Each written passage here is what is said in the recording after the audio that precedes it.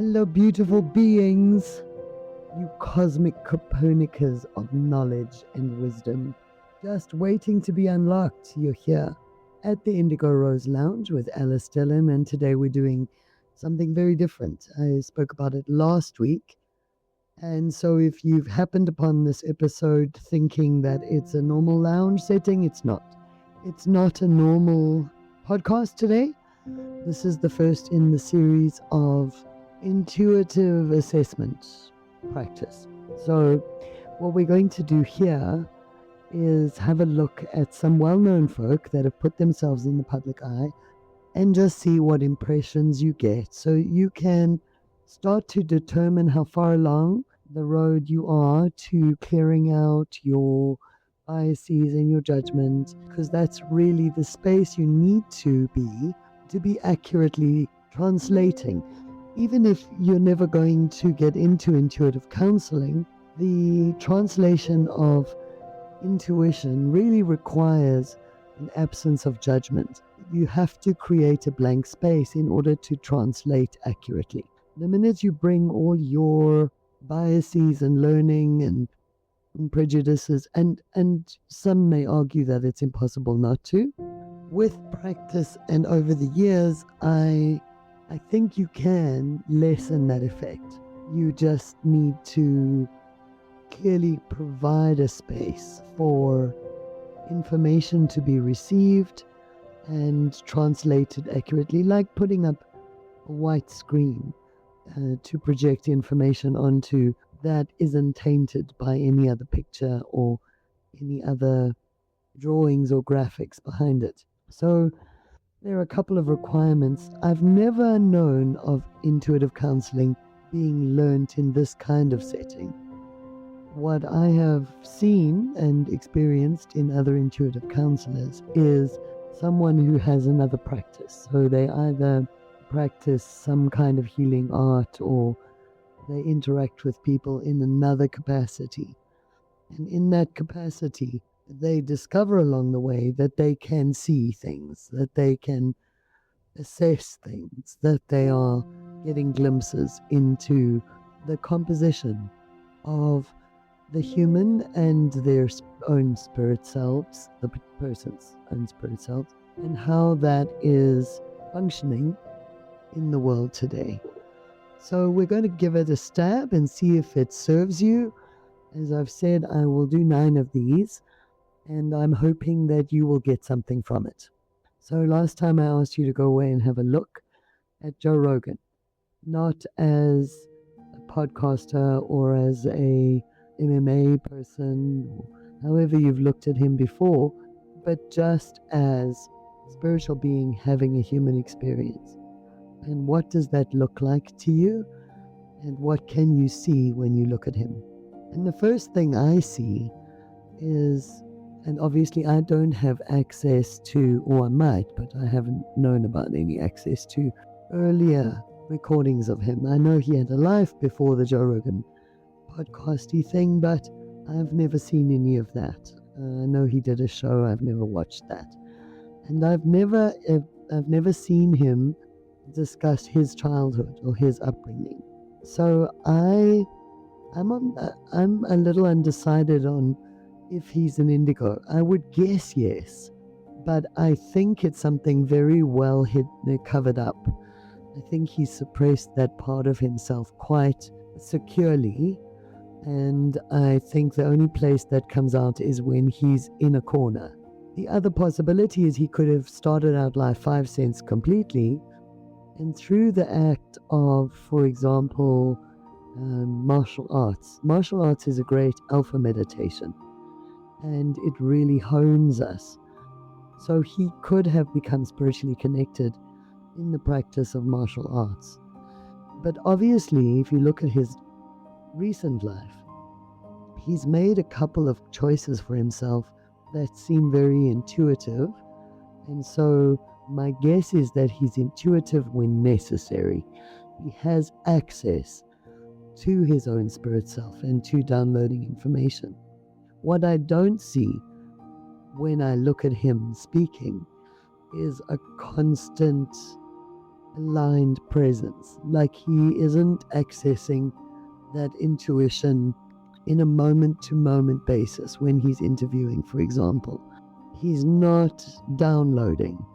There's a very particular look. Perhaps you can recognize it in another person when they're downloading from the cosmic consciousness or from the spirit self. And he's very present. So I think while he has very acute intuitive senses, probably honed through martial arts, I don't think he's spiritually connected in a day-to-day way.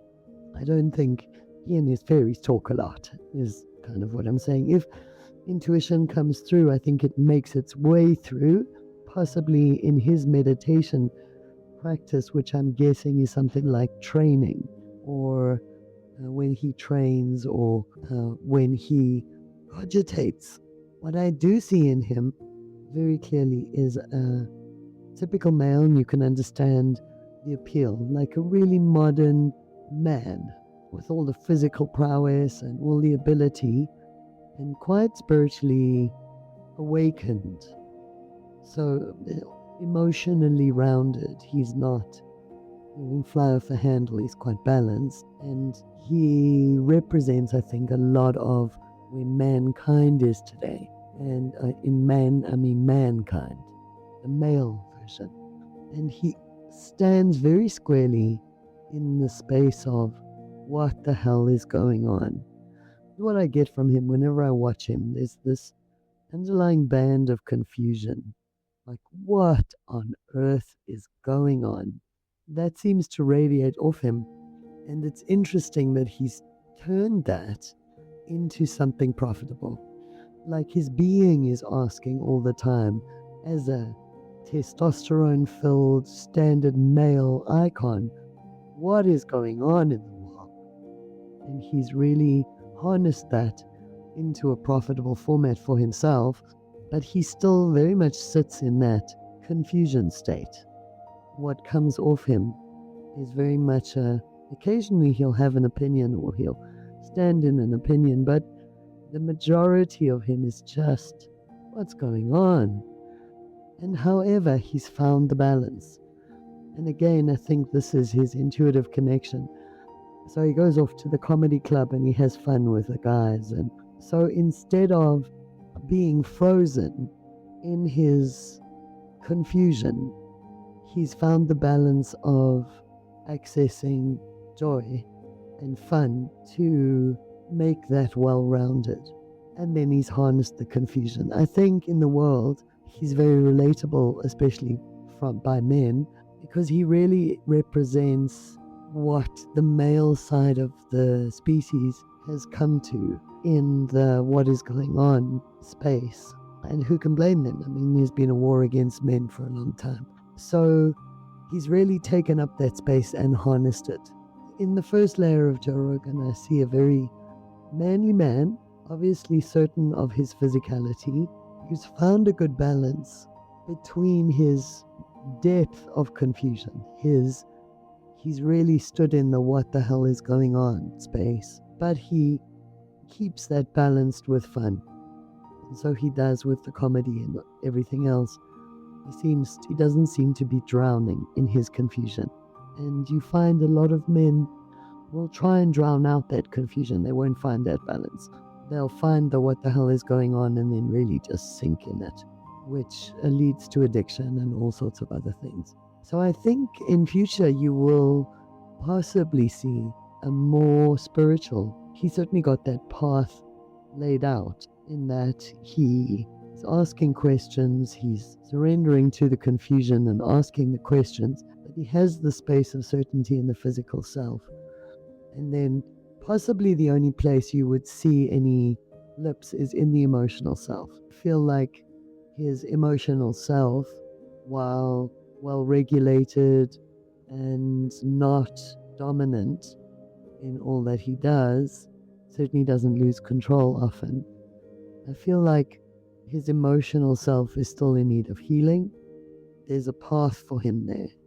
There's a healing role somewhere to be played, so that there's in his alignment, his physical self is great, his mental self is is well practiced. It knows it knows its limits. He knows what he's capable of. His emotional self is the one that's a little out of whack sometimes. And if he was to bring those into alignment, I think you'd see an easier spiritual trajectory for him.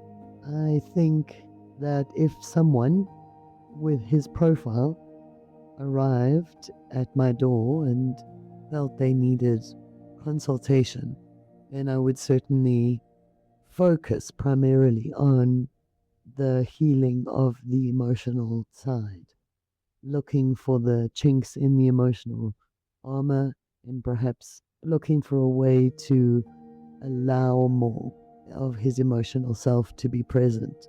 I think he is very controlled in his emotional state. And that's when someone applies excessive control in any area, it's a clear indicator that there's a problem there, that there's like a group of wild horses in that sector that they feel they need to corral in.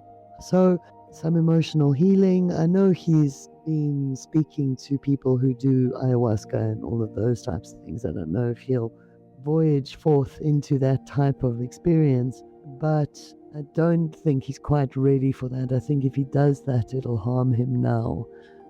It might be something to look at later. The only other chink that I see is his attachment to what is. He has a defined image of life and the way he thinks life should be. And I think that if that picture ever comes apart, that might create some significant difficulty for him. As long as that picture can be maintained and he can feel like he's working towards maintaining that picture by asking questions and pursuing truth, I think he's fine. But I think the break there would be if his physical life structure, if, like his life community home, the physical grounding that he has, the structure he believes should be in place, if that broke apart for any reason, he would definitely be vulnerable. So we hope that the emotional healing is there for him, because I know he provides a lot of sustenance for a lot of men who are in dire need of that. And you can really see voices like his helping to address a lot of the loss that men are feeling at their own standing in society. And I do believe that that will heal in time too, especially when women find their center, and then men will be able to reflexively. So there it is. Let's see what you found. Let's see if there is anything additional. Yes, there are little bits. There's something about his mother, and there are hazy bits there, but I wouldn't want to go into that in public space. As an outright view, as a layperson's view, if you could get past any of your previous thoughts on him, if you could get past any of your judgment or any of your star-struckness on someone like him, and you were able to do an accurate assessment and see any of these things, and perhaps you saw different things, let me know in the chat and we'll have a conversation about that. But again, always with love and always with compassion. We are not the judges of other people. We are simply observers, and we bring light to things to bring out the best. Remember, one of our greatest skills is to see the potential in people and really emphasize that. So not to go rooting around in their sock drawers and try and bring out negative stuff. All right, dear hearts, that's number 1 done. Next time, we are going to have a look at an interesting chap who's just recently come onto the online space. And he came to my attention because he was talking about the Brotherhood. And this is a secret society group that shiny bums are often associated with. Well, shiny bums always associated with secret societies. But he admittedly comes out of one of those secret societies and at some point defied them and is now going public with what he knows. And I wanted to hear him. I wanted to listen to him because I wanted to know what the shiny bums know. I wanted to know what is known in dark corners about the capacity of the human experience and see how congruous or incongruous that is with what other sectors of society are saying.